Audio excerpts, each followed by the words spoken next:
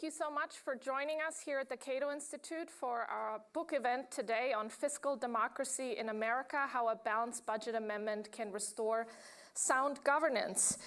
Before we jump in, I want to start by saying that fiscal sustainability is the foundation for economic growth and for affordability, which is the new buzzword in Washington. Unsustainable and chronic deficits are the core underlying driver of the affordability crisis that Americans are experiencing today. Because when Washington spends excessively, the costs of it show up everywhere, even and especially if Washington isn't taxing current generations for that spending. It shows up in higher interest rates, in fewer investments, which translate to weaker productivity and slower growth, all of which reduces American opportunities, their wages, and drives prices higher for the goods and services that Americans consumes. Because when the government refuses to control its own budget, it ends up crowding out the very economy Americans rely on to provide them with jobs, higher wages, affordable housing, and other opportunities. And that's why today's conversation is so relevant and, in fact, timely. Even though we've been talking about a balanced budget amendment for decades, I think it's become more pressing, especially in recent years, to think about how we can put guardrails in place to secure economic prosperity, not just for past generations, but also future ones. With that, I want to turn to our panel. First off, Kurt Couchman is the author of the book we're here to talk about today. He's a senior fellow in fiscal policy at Americans for Prosperity. And he has written balanced budget amendments for Congress while working in the offices of U.S. Representatives Justin Amash and Dave Bratt. And we'll hear more about your ideas for principles-based balanced budget amendment today. We're also joined by Marc Goldwein, who's a senior vice president and senior policy director at the Committee for Responsible Federal Budget. Marc has also served as associate director of the National Commission on Fiscal Responsibility and Reform, or the so-called Fiscal Commission, and as budget analyst on the Joint Select Committee on Deficit Reduction. You might know it as the failed, unfortunately, super committee. Marc will hopefully take a bit of a contrarian position today and tell us more about why we need Congress to actually adopt measures to reduce deficits and not use balanced budget amendments as a distraction from the real spending cuts and perhaps tax increases that are necessary to rein in our out-of-control budget. My name is Romina Boccia. I'm the Director of Budget and Entitlement Policy here at the Cato Institute.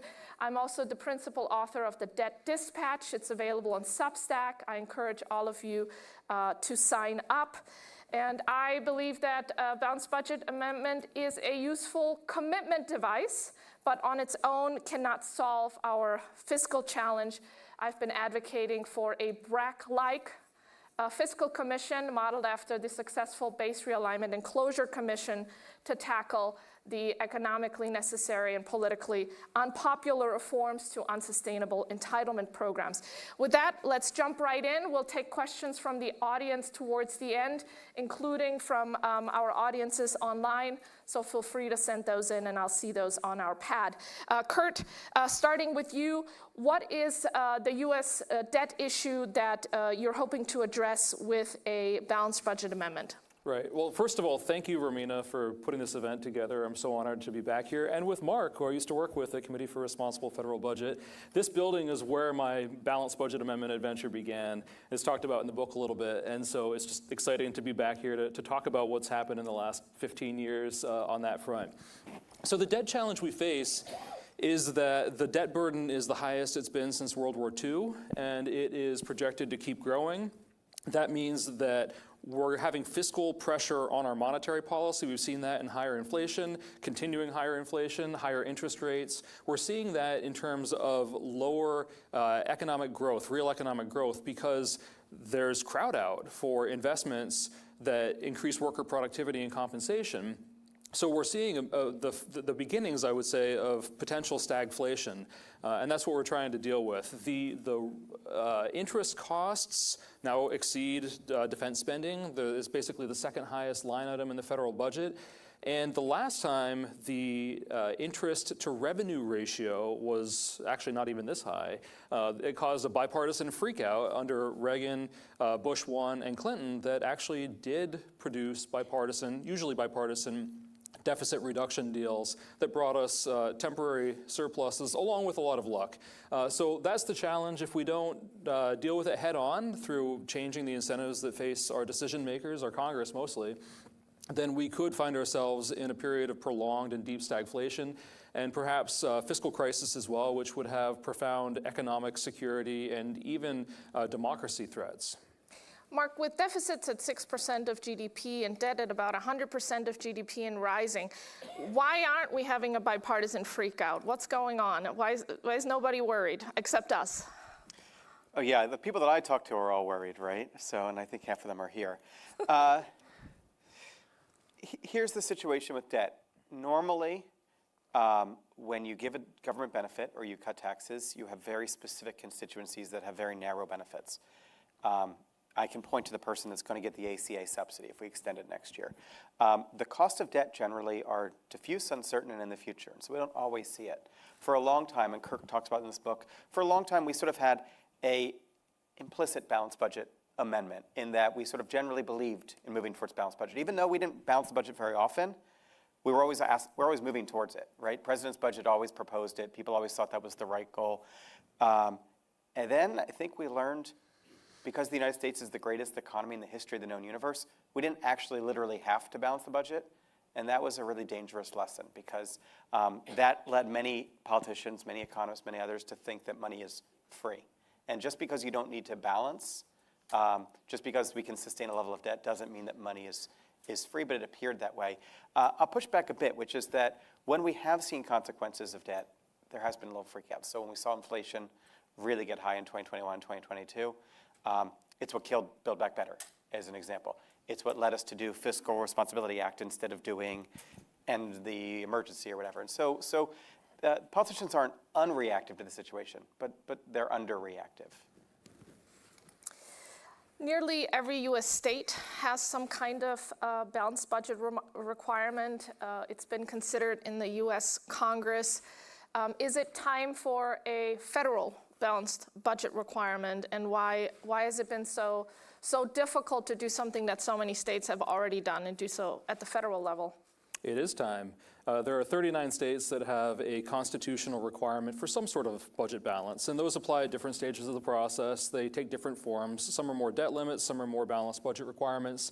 So they vary quite a bit, and most of those that have constitutional requirements also have statutory requirements to fill in the details a bit more than constitutional language can do.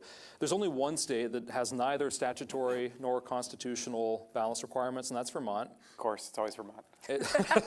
And yet they do fairly well. I mean, it's a small state. The bond market probably exerts a lot of influence on them. And most prosperous countries at this point also have balanced budget requirements. So it makes the U.S. federal government a bit of an outlier at this point to not have a constitutional or even statutory balance requirement. The reason why we need one is, as your colleague Adam Schiffers likes to say, we can't force an agreement, but we can enforce an agreement with budget targets. And as we get deeper into the slow rolling, at least for now slow rolling, fiscal crisis, then there may come a time where the people demand, and it's an 80% issue already, the people already want Congress to have this. The question is design, and we'll get into that.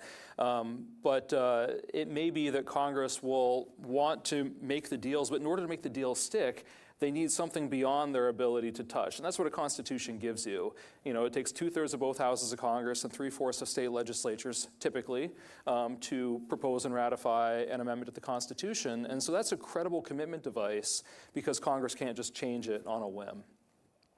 Do you agree? Does the federal government need a balanced budget requirement? Yeah. Is it working in the states? Well, I think there are many questions and details, but I think there's three kind of high-level questions. The first is, should we actually be pushing for a balanced budget, right? Because if you're not pushing for a balanced budget, you don't want a balanced budget amendment. Now, Kurt also, has some wiggle room in his particular proposal, which we can talk about. But the second is, if we want a balanced budget, should it be enforced constitutionally? And the third is, given the likelihood or not likelihood of that, is that where we should be putting our efforts? Let me just talk about the first two for a second. In theory, a balance is desirable, right? All else equal.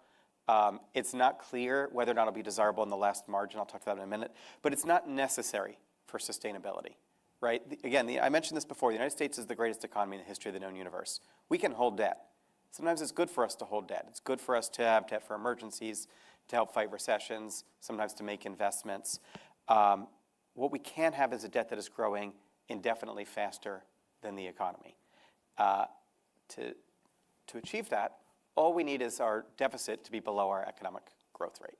So for example, right now the deficit is 6%. That is completely unsustainable because our economic nominal growth rate is 3.5%, maybe 4%. But if we had a deficit of 3% a year, a target that the Committee for Responsible Federal Budget Board has recently endorsed, that would be enough to put debt in a downward path towards 80% of GDP. Assuming we kept it to it, that would be indefinitely sustainable. And yes, it would require tough choices, but it would be manageable choices. To get to balance, you would need something like 30% cut to all spending. Or if you start, if you take Social Security and defense off the board, 50%. If you take off Medicare and veterans, 78%. That would just leave, people that are working in Washington, D.C. left. So I'm not clear it's either achievable in the near term or even over 10 years, or desirable.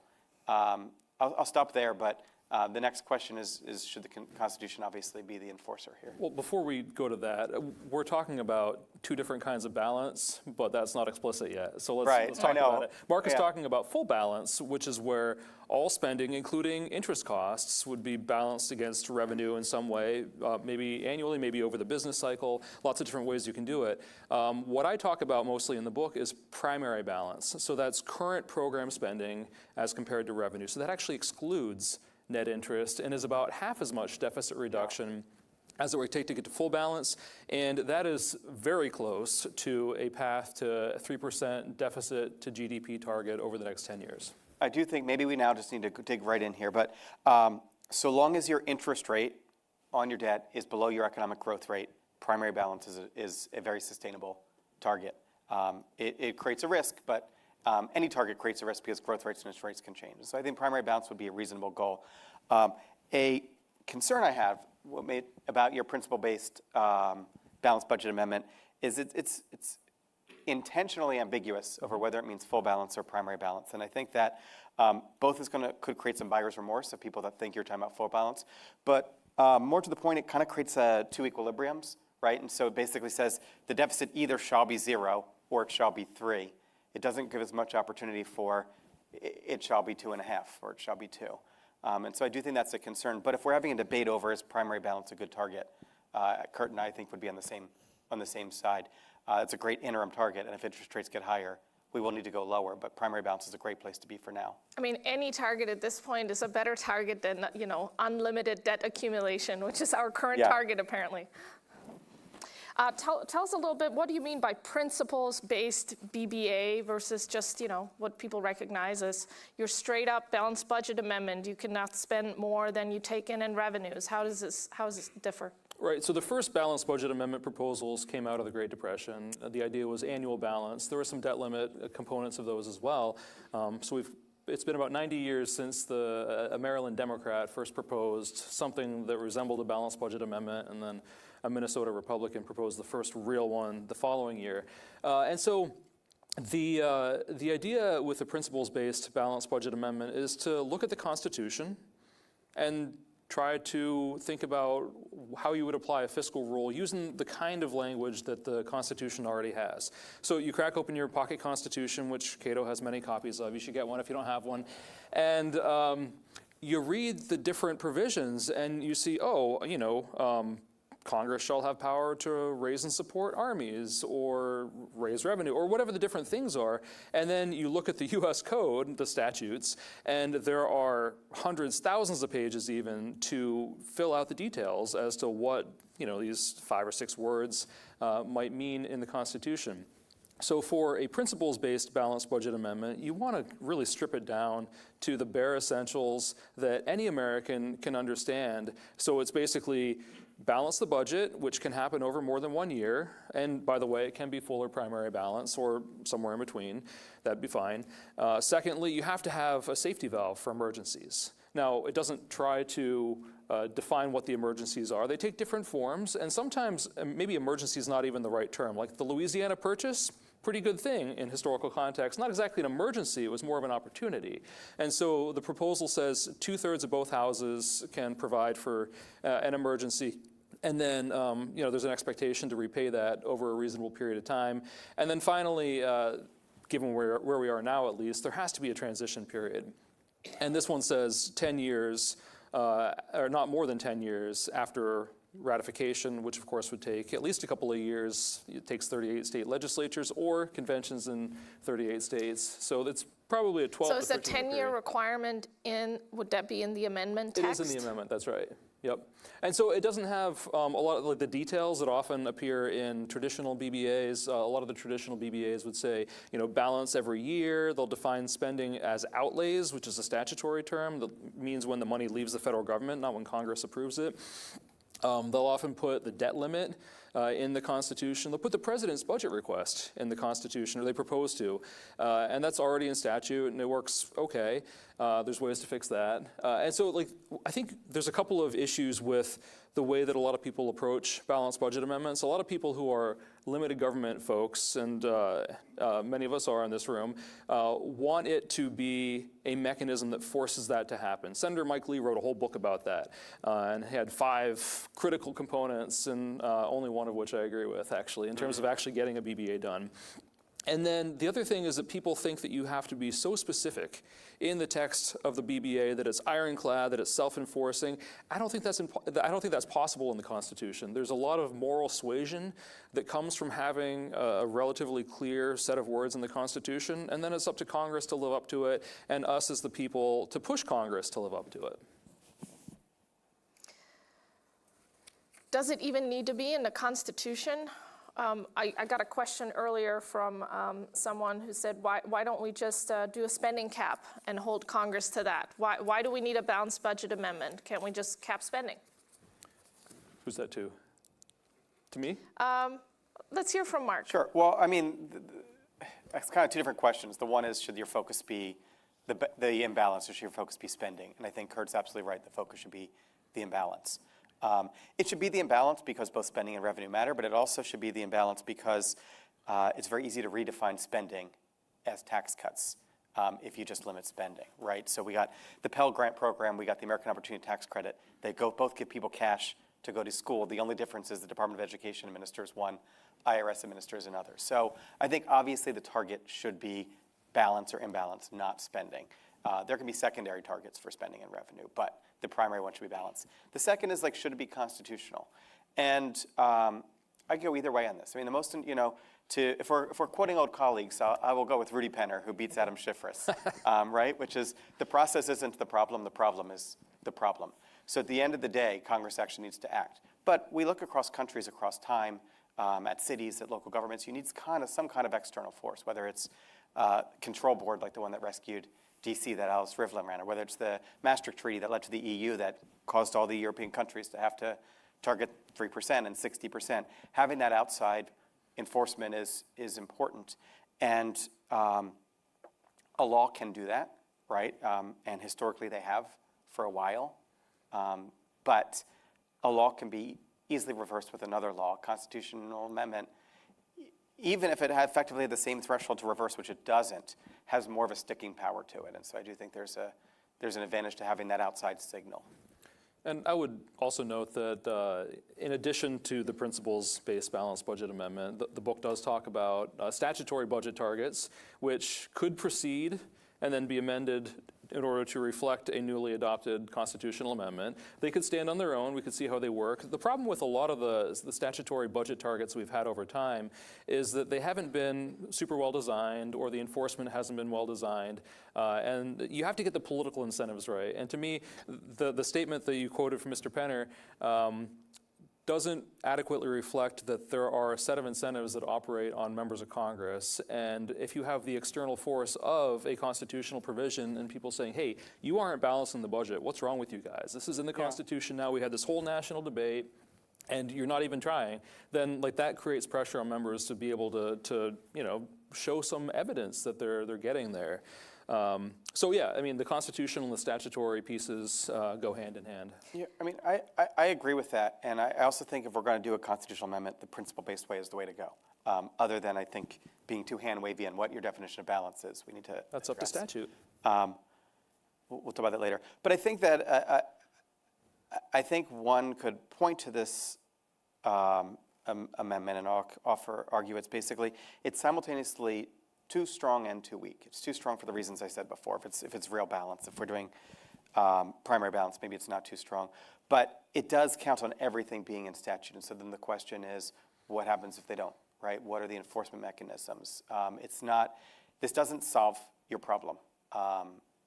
No constitutional, I mean, at the end of the day, politicians have to want to do what they are going to do. This can help nudge them along. There's no silver bullet. It takes a whole bunch of different things all working together and That's right. reinforcing And each even other. if we do the constitutional amendment, we will still need the statutory stuff. And that statutory stuff is just a wraparound to do the actual policy, which is the real things we need, right? We can have as many rules as we want that says you shall do this. We have to actually do this. Yeah. What's more important in terms of the function that a balanced budget amendment could serve? Do we need to put handcuffs on Congress to keep them from overspending? Or do they need political cover because they know what they should be doing, but they can't figure out how to politically make it happen?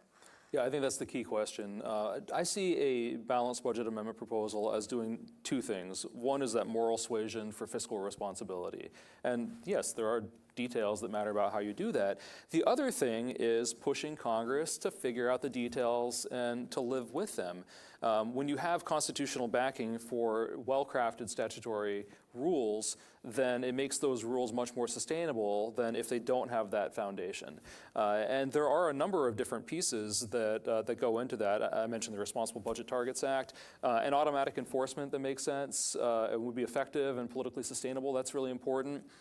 But also having a budget process that works. We don't really have that right now. We have, appropriations, which is great, but it's 26% of federal spending subdivided into 12 bills that differ from about $7 billion to $800 billion. It's 26% of spending, none of the revenue. It really only includes one committee. If you want to budget well, maybe Congress should start with doing an actual budget that has everything in it. And by the way, of course, there's a bill for that. It's called the Comprehensive Congressional Budget Act. And then there's another couple of pieces as well. So it's not solely the amendment, but it's also the implementing legislation directly and then having an underlying federal budget process that provides the opportunities, the means, and also motivation for Congress to see, hey, how can we do better? How can we add value for the American people? What are the things that aren't worth doing? What are the things that are worth doing and maybe are worth doing a little bit more than we're doing right now, or maybe a lot more? I think the question is the bigger danger that politicians are going to expand our existing borrowing or expand our borrowing or fail to address our existing obligations, right? Because if the bigger threat is they're going to expand the borrowing, handcuffs can work, right? Yeah. But if the issue is that they're not addressing our underlying borrowing due to the rising cost of Social Security, Medicare, the lack of revenue to cover it, et cetera, they actually have to want to fix it, right? If they want to fix it, having rules they can point to and say, see, that made me do it, can be very helpful. But if they don't want to fix it, they're not going to fix it. The way I see it, those go hand in hand. We have to fix the underlying drivers of our debt that are automatic and built in. But we also need handcuffs so we don't have massive spending blowouts like we just saw during the pandemic, which accelerates the inevitable debt crisis that we're heading towards, a little bit of both. But Marc, I'm curious, you've been in the room as fiscal commissions have tried to hash out primarily how to fix the underlying drivers of our spending and debt growth and the imbalance. What is your perspective of what do members of Congress need? Do they understand the issue? Do they need tools to solve the issue? Or do we need to go back to square one and start with explaining why having unsustainable deficit spending is going to eventually cause a crisis if it hasn't already started in some way? I think at this point, there's been a little bit of there was a seed shift and there was a shift back. So I think circa 2015, a lot of politicians started thinking maybe deficits don't matter at all, right? And this was when modern monetary theory was really popular. And then we had a good test case in 2021. Turns out it didn't work, right? Turns out deficits do matter. And I think there's sort of a shift back. I think most of the members understand the debt is in fact a problem. The biggest issue is they think the solutions are super easy. If we could just get illegal immigrants off of a few programs, if we can just close the tax gap that billionaires and trillionaires are avoiding in tax payments, things like that. They think there's these easiest answers. You know, Elon Musk came in and said, I'm going to save $1 trillion this year. If we get like $10 billion, I think it'll be a huge success. So I think the big issue is they think there's easy answers. And something I do worry about is they'll think of this as an easy answer, not realize that, no, this is just the thing you do before the really hard stuff. Yeah, the thing about commissions, and you know, I support commissions, AFP supports commissions, it's that it's a one big, I'm not going to say beautiful, exercise. And You said it. I did say it, sorry. But it's one big exercise, and that's scary to a lot of members of Congress. It's a handful of people, often members, not necessarily, that are tasked with solving all of our problems. And what I would much prefer to see is the subcommittees, the existing commissions called subcommittees and full committees, and then the House and the Senate get together and they say, hey, how do we make this program work better? How do we work on Social Security and the Social Security subcommittee? How do we work on healthcare? And all the different pieces, and have these little bipartisan agreements bubble up to meet the targets for those committees that tier up to the overall statutory and constitutional targets. So there's like a bottom-up vision for how this all works that's laid out pretty clearly in the book and the legislation that talks about. So I don't see this as being a distraction or a shiny object or something that people will see as being a silver bullet, because it leaves so many questions unanswered. And I'm out here like waving and being like, hey, there's lots of questions that need to be answered, and here's some ideas for answers, but like, let's get other people involved in figuring out answers too, and we'll see what Congress likes. That's the market test. Yeah, and I certainly don't think that Kurt is trying to push a balanced budget amendment to avoid the hard choices. But I do think there are members of Congress. This is a lot harder than like, you know, kicking the 120-year-olds off of Social Security. But nonetheless, it's a lot easier than actually doing this stuff, right? I kind of agree with you. I would love for the committees to do their job, and I'd be interested in helping to facilitate that. But when for 20 years, every month you go into the Ways and Means Committee and you say, why won't you support the Social Security Commission? They say, because it's our job. And for 20 years, they do nothing. And now we're 7 years from insolvency. You start to wonder whether they should still have that job. I wonder as well. I want to talk a little bit about other countries have adopted not technically balanced budget amendments, but in recent years, well, in recent decades, we've seen the Swiss adopt a debt brake. The Germans have a similar debt brake. The Swedes have a little more complex mechanism, but it basically acts as a debt brake. How does your balanced budget amendment proposal compare to some of these other approaches?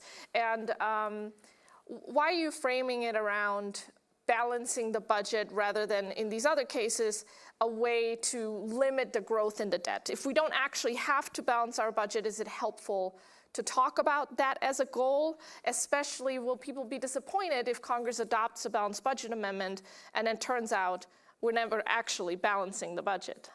So the Swiss got into some trouble. Their debt growth was exploding in the 1990s, and this is true in Sweden as well.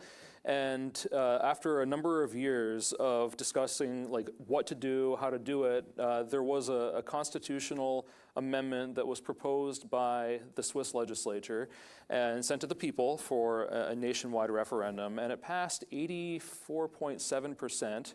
Remains very popular. That's the constitutional Couldn't language. even break 85? Right? No, couldn't get there. But I mean, they knew they had a problem, and they thought that this would be the right structure for for helping to address it. Now, this was December of 2001 when this referendum occurred and it passed. And it was to go into effect for fiscal year 2003. What they found in the legislature was there wasn't quite enough detail in the constitutional provision, and that was to limit expenditures to cyclically adjusted revenue. So in fact, it is a balanced rule, and then there's some mechanics to make sure that the trends stay together over time. But it's a balanced rule. And then in October of 2005, the Swiss Assembly passed legislation that clarifies exactly how all that's supposed to be done. I was a Hill staffer in 2011 through 2016, and I tried to translate the Swiss statute myself, and my German is not quite that good. But I asked the Law Library of Congress to translate it, and lo and behold, it just made so much sense. In the next couple of years, started looking at how do you translate that or adapt it to the U.S. experience. So the combination of the principles-based balanced budget amendment, where it's broad principles that rely on statute to clarify, and then the statutory components with the Responsible Budget Targets Act in the U.S., those two things together are very similar to the Swiss approach as it exists now. Now, there was an event that you hosted at Heritage a number of years ago now, where I asked Jan Egbert Sturm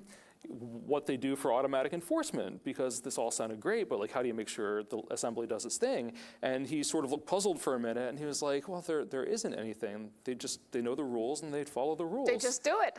They do, and I don't have as much confidence in the congressional culture to just simply follow the rules. So I do think we need a backstop here in a way that maybe isn't necessary in Switzerland or Germany or Sweden.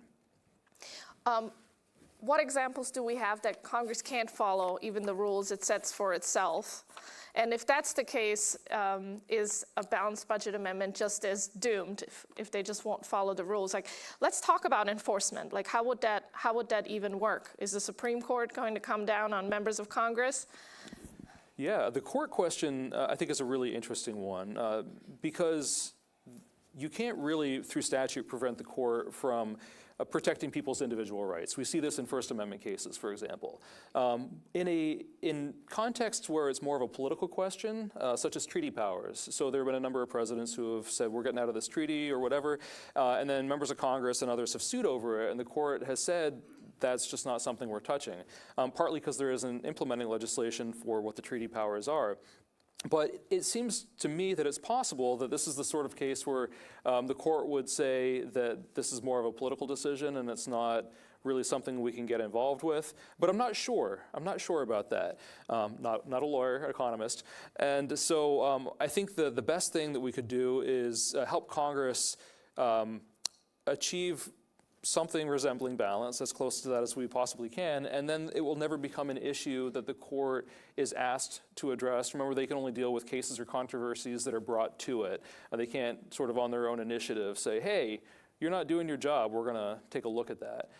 So there's a specific pathway to get into the Supreme Court's view, and it's not clear to me who would have standing or all the other pieces, but again, the ultimate is to have a Congress that is highly functional, which is not exactly what we have right now, but that's the other major deficit we have in this country right now, a deficit of democracy in terms of the functionings of the internal workings of Congress.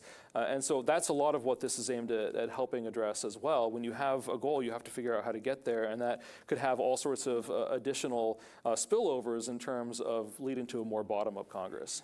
How do you think about enforcement, Mark?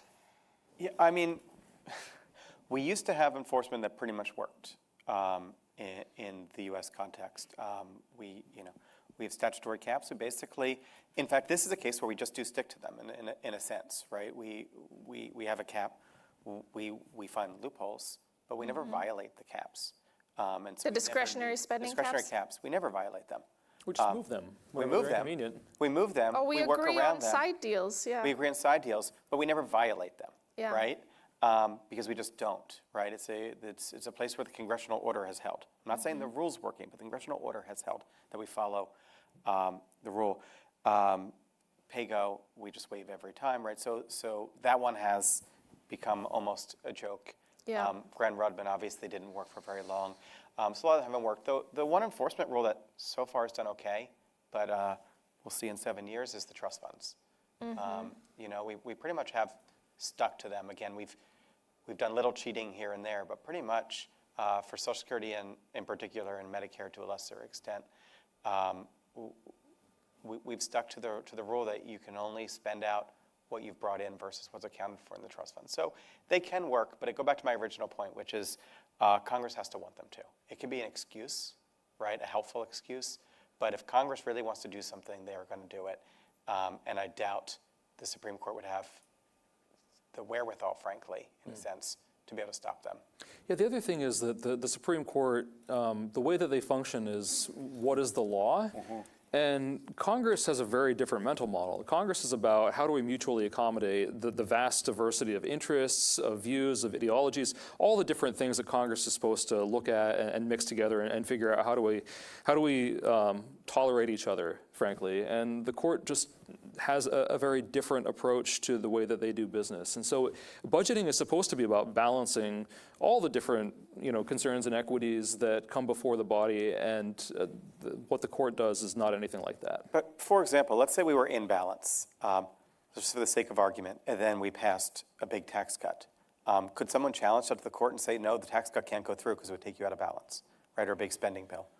And they could just overturn the entire law because it brings us out of balance. Maybe. Maybe. And I think that makes sense. That would be consistent with the amendment. But the other option is that you have implementing legislation that will make automatic changes to maybe what the spending cap is based on what you do on the tax policy side in both directions. And then also, and there could be an approach to automatic enforcement where, if you miss your target, then there's a list of spending side things, a list of revenue side things, and there's a ratio between them, and you kind of go down the list until you've met your savings target. That's something that Jessica Riedel and I worked out a couple years ago, and I put out a blog on that.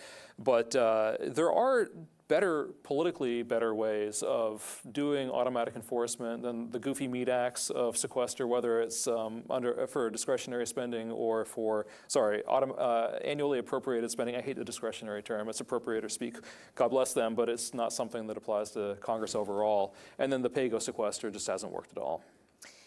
I wonder, and I'm curious what you think about this, Mark, if the appropriated spending caps hold because they get renegotiated on a bipartisan basis regularly, and so it's current legislators that have a stake in those caps. They negotiated them, they agreed to them, versus when you have something like pay-go, which is this automatic enforcement. If Congress wants to pass a law that increases mandatory spending or cuts taxes, it's because they wanted to do that, and then it's easy to waive pay-go because that's the automatic enforcement that they didn't agree to, that just been on the books before even their term started. So I was actually making a much more technical point, which is only that, Kurt was talking about, well, the Swiss just follow the rules. We've never actually spent above the caps. We've always literally followed the rule. We work around it in a million different ways. We adjust the caps, we do side deals, we reclassify, but we've never spent above them. Technically we could. Just like the Swiss technically could violate. That was the only point I was making. More broadly speaking, though, I think that you're onto something, both for pay-go and the caps. When we first put them in effect the last time around in 2006 or 2007 and in 2011, we basically stuck to them for a while, unless there was kind of a good reason. Because the people that passed them actually believed that they should follow them, right? And so it's something they wanted to do. And so pay-go was a helpful excuse to do the thing you wanted to do. But as Congress turned over, fewer and fewer people that actually voted for those caps and voted for the pay-go were still there. And those that were still there had enough time to change their minds. So related to the BBA, if one Congress manages to actually go through the entire procedure, adopt a balanced budget amendment to the Constitution, would it require regular renewal through statute to make sure that future Congresses are also feeling bound by that constitutional requirement? Or is the Constitution a whole different animal and can do things that one Congress cannot bind another, but once it's in the Constitution, we can expect Congress to abide by it? Yeah, I mean, the Constitution is supposed to be eternal, right? I mean, there are some provisions that have fallen out, some because amendments have changed them, others just don't apply anymore. But this is the sort of thing that you really want Congress to be responsible. And responsible budgeting doesn't just mean, controlling the debt. It means being able to respond to emergencies. It means putting resources in places where they're needed and not putting them in places where they don't add value. And sticking within the substantive framework of the Constitution as well would be great. So there's just so much that a constitutional provision has in terms of public appeal. I mean, how many times have you seen the language of the First Amendment or the Second Amendment printed out on somebody's bumper sticker or like in their header on their Facebook social media background page? Like, people are really committed to these things. Balanced budget, maybe not quite as much, maybe not quite as personal, but on Kurt's Facebook it is. That's right. But yeah, I mean, Rob Natelson, who's a law professor, has gone through and looked at every amendment to the Constitution and has found that Congress doesn't perfectly respect all of them. Third Amendment's pretty good about stationing or quartering troops in homes. Haven't really had problems with that. But if not for those amendments, you can imagine a much worse situation. So going back to the First Amendment, other countries don't have that. And we see people being arrested for speech that they would never get arrested for in this country. And some of it is, hurtful or whatever, but it's still something that is protected under the First Amendment here. So if you were to extend that to a balanced rule, even if it were imperfectly done, then we'd be a heck of a lot closer to that and sustainable finances than in the absence of one. I have the sense that if we had a balanced budget requirement, whether constitutional or implicit, a moral commitment that legislators followed, my sense is that we would have less government spending because I believe in fiscal illusion, something that the late Jim Buchanan wrote about at length, that we tolerate a much more expansive, interventionist, and wasteful government because Americans don't pay the full price in the form of taxes. By the way, one thing that's interesting about the Swiss case as well, and I wonder if that helps limits the Swiss government's central government spending. The Swiss don't have automatic withholding in the same way that we do. The way in which businesses have to pay quarterly taxes to the US government, Swiss citizens actually pay their taxes, from what I understand, on that basis as well. So they're much more aware of what they owe and how much government they're paying for. But what is your sense, if we had a balanced budget requirement or a moral commitment to balance, do you expect we would have as much government spending as we have now? Would you expect a different budget composition if members of Congress actually had to prioritize? How might things be different? Mark, do you want to start? Sure. Well, I mean, I fully subscribe to the idea of fiscal illusion. I mean, this is why tax cuts don't result in spending cuts, right? They make spending seem cheaper. Economically, I don't think we need to have a balanced budget, but from sort of a principles perspective, people should understand what they're paying for and how much it costs, and having taxes match spending would do that. And I think if taxes did match spending, I think we would learn two things. The one is that there's some spending that's not worth the taxes paid, and so it would go down. And the other is that there's some tax cuts that weren't worth the reduction in spending, and so taxes would go up. And so I imagine if we had a balanced budget amendment and we had to hit it in the year 2035, I imagine in 2035 tax revenue is going to be a lot higher today, and spending is going to be a lot lower than projected, and probably somewhat lower. Yeah, I mean decently lower than today. I'm just thinking through the CBO projections of where we're headed. But I think you'd find it come from both sides of the ledger. I think that's where the political system is. I mean, where the political system is they want high spending, low taxes, and no debt. So when forced to choose, I think they're going to take a bit from each.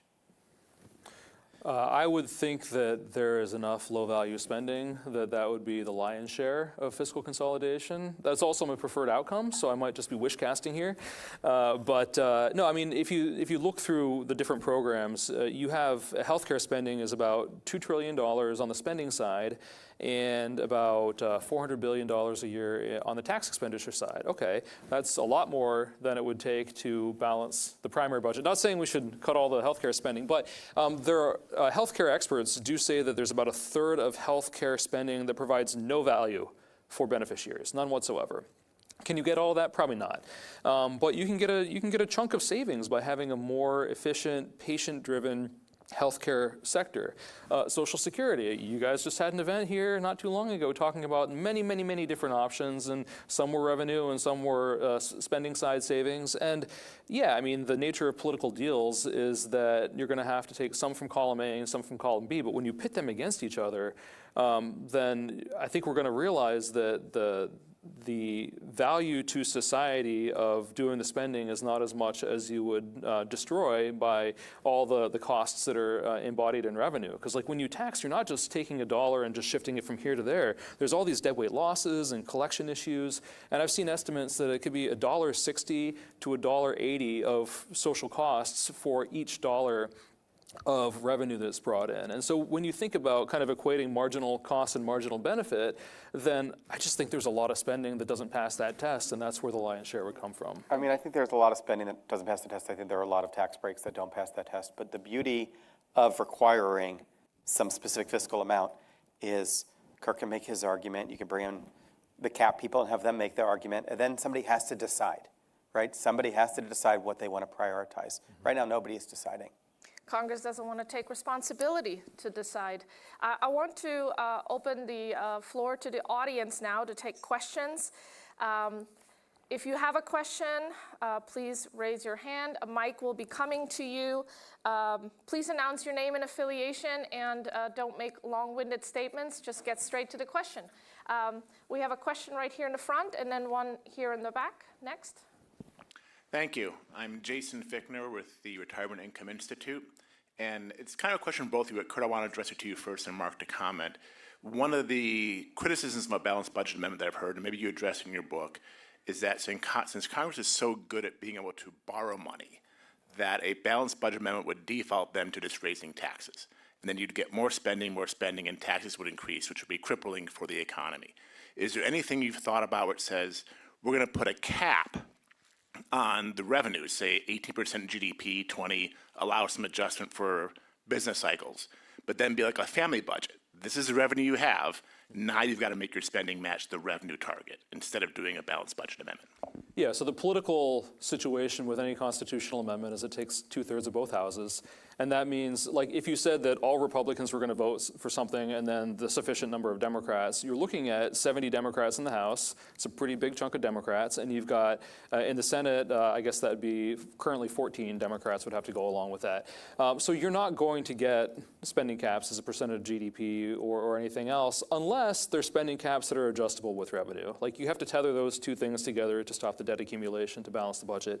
Actually, one thing that came up in testimony last week before the House Judiciary Committee, there's a gentleman named Brendan Duke from Center on Budget and Policy Priorities who talked about the pro-cyclicality of annual balanced budget proposals. And he's right about that, that if you were to have to balance budget, like revenue and spending every year, revenue is jumping around and it obviously drops during recessions at the same time that, demand for programs like, supplemental nutrition assistance program, unemployment, lots of other things go up. So you do have to adjust for those things if you want to have a rule that makes any kind of sense. And so the Responsible Budget Targets Act is balanced over the medium term. And then you also have to have an adjustment for automatic stabilizers, and that's in there too. So yeah, there's a lot of things you have to think about. It's just, it's a simple idea to balance the budget, but then the actual design of it is complicated. And you really have to do some engineering to figure out how to actually make it work with the governing institutions that we have. Question here in the back. Oh, thank you. My name is Andy Hawks. I'm a retired attorney. Each of you has used the word debt, but do you mean public debt of the United States or national debt of the United States, which encompasses both public and intergovernmental debt? And more to the point, does the difference between public debt and national debt matter for Kurt's amendment? It does not matter for the amendment, which, by the way, is not my amendment. It's the amendment of Representative Nathaniel Moran from Texas and Senator John Husted from Ohio. They've introduced this proposal, and it leaves a lot to implementing legislation. I usually talk about debt held by the public because in an economic sense, to borrow from the public in order to finance the redemption of special issue treasuries in the trust funds, it's economically a wash. Legally it matters, but economically it's a wash. So I try to focus on debt held by the public as the main metric, although like when I do talk radio, most of the time people are fixated on the top line number, but to me it's the debt held by the public that is more meaningful. Can I answer this and go back to Jason's question for a second? Just real quick, so an advantage to a principle-based approach, just to defend you for a second, is Congress could decide, do they want to balance the on-budget, do they want to balance the whole budget, right? They would have that kind of discretion. I agree debt by the public is more meaningful, but there might be reasons you would want to segment some things off and say this isn't actually part of the budget. On the revenue and spending cap, I don't accept the premise. I don't think a balanced budget amendment would lead to all tax increases. I don't think that setting revenue and spending targets, especially constitutionally, would be desirable, and I don't think it would work. I don't think it would lead to all tax increases because I don't see any reason why given that constraint, unless the Cato Institute is much weaker at convincing people than I think, that people would decide they wanted more taxes versus cutting the wasteful spending that Kurt has mentioned. I don't think it's desirable because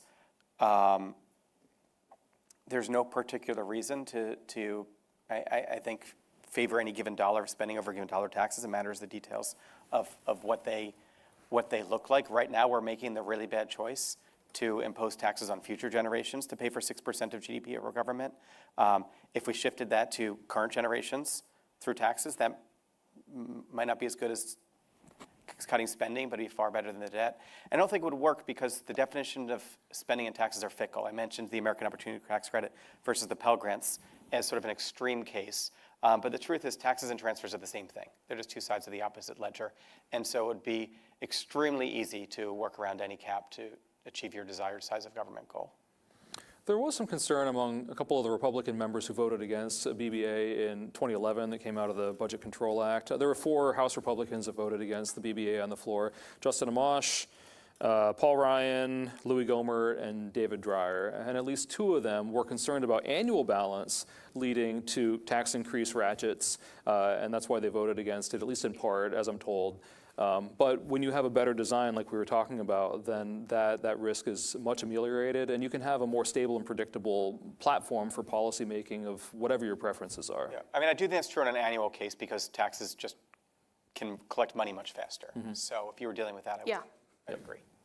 Which is why we shouldn't wait for a fiscal crisis to hit, because we would likely see a resort to quick, sudden tax increases rather than anything reasonable.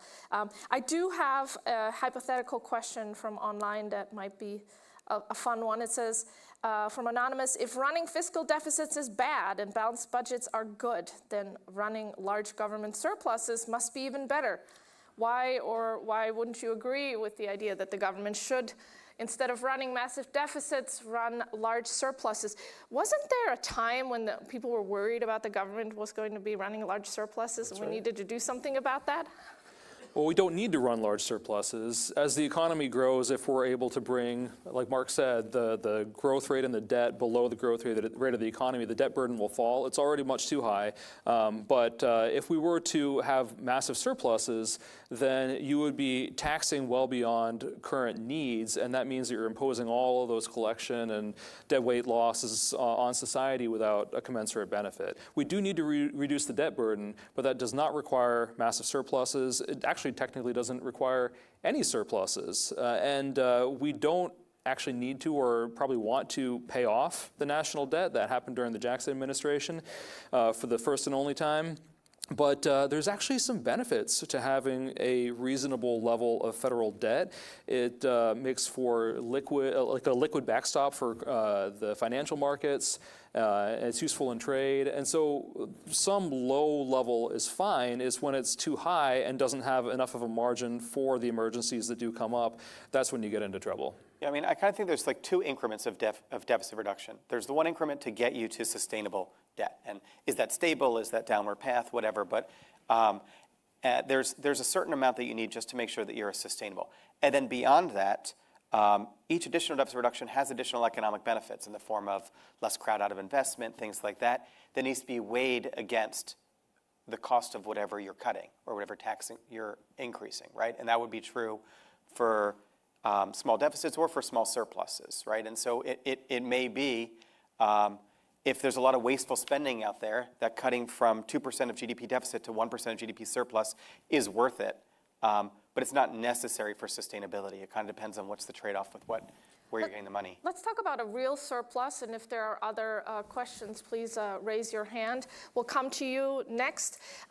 Was it a good idea to have Social Security run a $3 trillion surplus from 1982 to 2010? What happened with that surplus?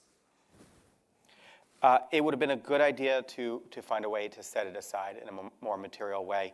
I think there's decent research that Social Security running a surplus allowed the rest of government to run bigger deficits because the overall picture looked better. There's some research contrary because we know that politicians don't necessarily think on even increments. And so sometimes they were kind of close to the fiscal target, and so they took the extra leap to get there, and they wouldn't have gotten there. And so that may have been the case when we started doing the balanced budget discussions in '97. If we weren't that close, we might not have gotten closer. And so I think it's technically unknown what it did. It probably made our underlying deficit worse outside of Social Security, but fundamentally, it's kind of in the past, and the question is now that we have these massive deficits, how do we get them to something close to balance? Is it really in the past, though? And I know I owe you the question. I ask this because this particular president seems to be immensely interested about a sovereign wealth fund. And you even have a member of Congress now, Senator Cassidy, who's proposing a Social Security-based sovereign wealth fund that would try to establish some surplus from gains in the market. So I do actually think this is a more relevant question now. So this is exactly why it's in the past, because if in 1990 somebody had proposed a sovereign wealth fund when Social Security was running surpluses, I think that would have been an idea worthy of serious consideration and discussion. And there's arguments for it and there's arguments against. But to have a sovereign wealth fund, you have to actually have sovereign wealth, right? And so what's being proposed now is a sovereign debt fund. Mm-hmm. And there's no particular case for doing that. Something like Senator Cassidy's proposal would basically be, I'm a little cheating because I'm using 75 years nominal, but it'd be $750 trillion of borrowing over the next 75 years in the hope that in the 75th year, the stock market grew fast enough that we can pay the money back. That doesn't seem like a very good idea to me. Thank you for your patience. Please state your name and affiliation and your question. Sure, Michael Dew, the Catholic University of America. Obviously, what's driving our deficit problems now and the foreseeable future is entitlements. And my question is this: are you concerned that if a balanced budget amendment is passed, elected officials will just decide that the political costs of raising taxes are less than the political costs of entitlement reform, and we'll just end up with kind of more taxes and the same entitlement programs we have right now? Yeah, that's a good question. I mean, we talked about that a little bit with Jason's question. There are certainly a lot of people that are expecting the benefits to be as they've been expecting for many decades. The question is whether Congress has the right incentives and institutions to make the best choices for America. And I think with our current broken budget process, then there are a lot of risks, not only that risk, but a lot of risks about the decisions that will be made, because right now everything has to kind of kick up to leadership before the decisions can be made. And I think we'd have a much different environment if things were happening in the subcommittees and committees where they could hash out some deals. So if we get to a crisis, then yeah, I mean, the thing that's going to happen is whatever is quick and easy to do, not what is optimal for the country in the long run. So it's not just the BBA, it's all the other pieces we've been talking about as well. Just say, on a present value basis, I know that's kind of a in the weeds word, but like your tax burden is your spending burden. So we can tax it now or we can tax it later. I think that if there were better fiscal controls, that we'd be able to win the arguments in a lot of cases that there's wasteful spending that needs to be cut. But if we can't win them now, we're not going to win them later. And burdening the future generations with a tax is not better than paying that tax today. I'm going to take another question from online. This one is about other people downplaying the debt crises. We seem to be concerned about this, but there are people who argue that the United States is the richest country in the world. We can afford these high and even higher debt levels, especially if you consider the share of household net worth in the United States that the US government debt represents. How do you think about these questions? Should we be considering the entire wealth of the nation and compare the debt to that rather than our GDP? And how should people be thinking about what level of debt is sustainable for the United States? Well, the wealth of the nation doesn't belong to the government, right? The government is here to serve the people, and by providing a set number of things efficiently, and we're very far from that ideal state. So I guess the premise of the question assumes that the wealth and prosperity of the American people is sort of available for the government to just grab whenever it wants to, which is a premise that I do not adopt. But I guess that's me being ideological, so putting back my fiscal engineering hat, the debt burden has grown to the point where it's already having a negative impact on the economy. Inflation, interest rates, slower growth, so stagflation light. So it's impacting us already. At some point, we don't know when, we can't know when, there could be a shift in the animal spirits among the bond markets, and people could start thinking that they need higher interest rates to be able to keep buying federal debt. There was just a hearing in the House Financial Services Committee last week that talked about the primary dealers and essentially the fiscal space that they have. It was about the primary dealers and their prudential regulators, I believe. Okay, the primary dealers are the major financial institutions who are charged in making markets for federal debt. And so they basically put up bids whenever the Treasury is auctioning debt, and they sort of backstop other participants in the market and make sure that that's happening. But the problem is, or the challenge is, that some of these witnesses talked about how they are running out of space. And there are things you can do to expand the space some, but you can't expand it indefinitely. At some point, we're going to have to get the debt under control, or we're going to have a cascading failure cycle potentially throughout the financial sector. Final answer from you, Marc. Should we really worry about the debt, or are we okay? I'll say Kurt isn't just being ideological, because it's not just about the assumption that the wealth belongs to the government. It's about what the markets think, right? And the Constitution actually does not allow us to impose taxation on wealth. Does not allow us to confiscate property without just compensation. We could change the Constitution, but bottom line is that is not the tax base, right? The tax base is give or take GDP. It's not exactly, because technical reasons, but tax base is give or take GDP. It's not the wealth of our country.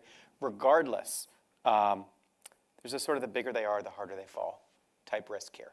The United States is not just the richest country in the world. I mean, we are the richest nation in the history of the known universe.